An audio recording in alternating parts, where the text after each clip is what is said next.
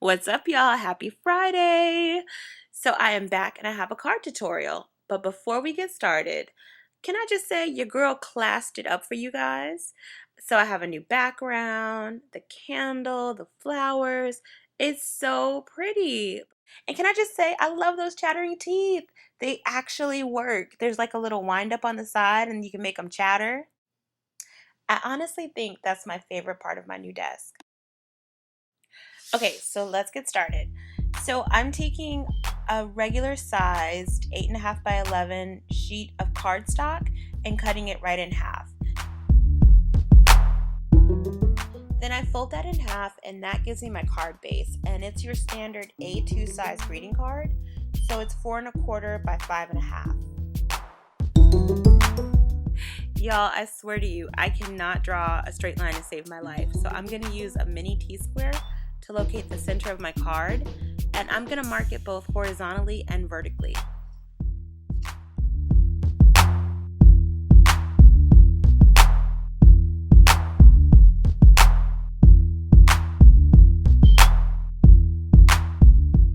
This is one of my favorite Martha Stewart craft punches.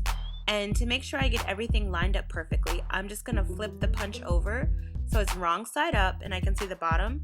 And I'm gonna zoom in so you can take a look at this, but I'm just lining up that pencil line with the middle of my flower. Once that's done, I flip my punch over to the right side, and if you look at the bottom tray, you'll see a repetition of the design. Basically, I'm taking the punched part and I'm lining that up on top. And that's how I'm able to stamp a continuous design. And you'll see I'll do it on the other side to make sure everything is balanced and that it flows nicely. All right, we are halfway there. So now I'm gonna go ahead and stamp my sentiment. And this time I'm making a birthday card, but like I said, this is my go-to card. So it doesn't matter what the occasion, except for get well soon. I don't think it's nice to send somebody a black get well soon card, but for everything else I use this. And so thank you, happy birthday. It's just really elegant and pretty.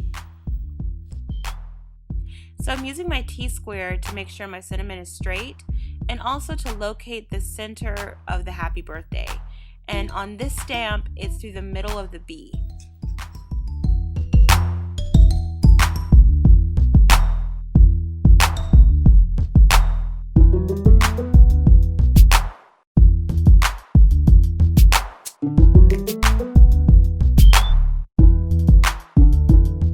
Right now I'm just using the EK, I think it's called an EK powder tool, and I'm using that to take the moisture and the static out of the paper so that when I put down my embossing powder, it will only go where I've stamped the sentiment.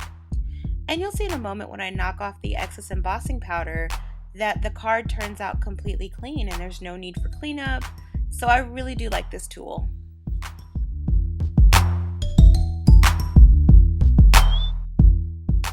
To adhere the embossing powder to the front of my card, I'm using a heat gun.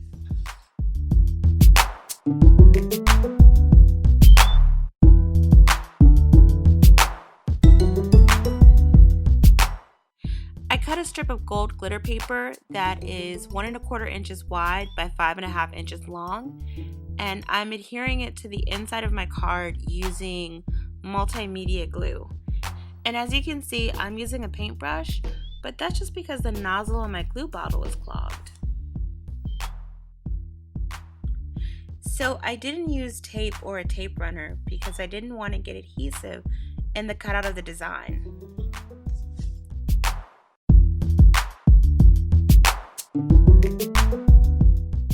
And now I'm trimming the excess with a pair of scissors.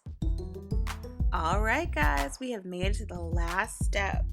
So I'm going to grab the other half of our sheet of paper and I'm going to cut that in half and glue it on the inside of the card. And basically that just gives our card a more professional, finished look on the inside.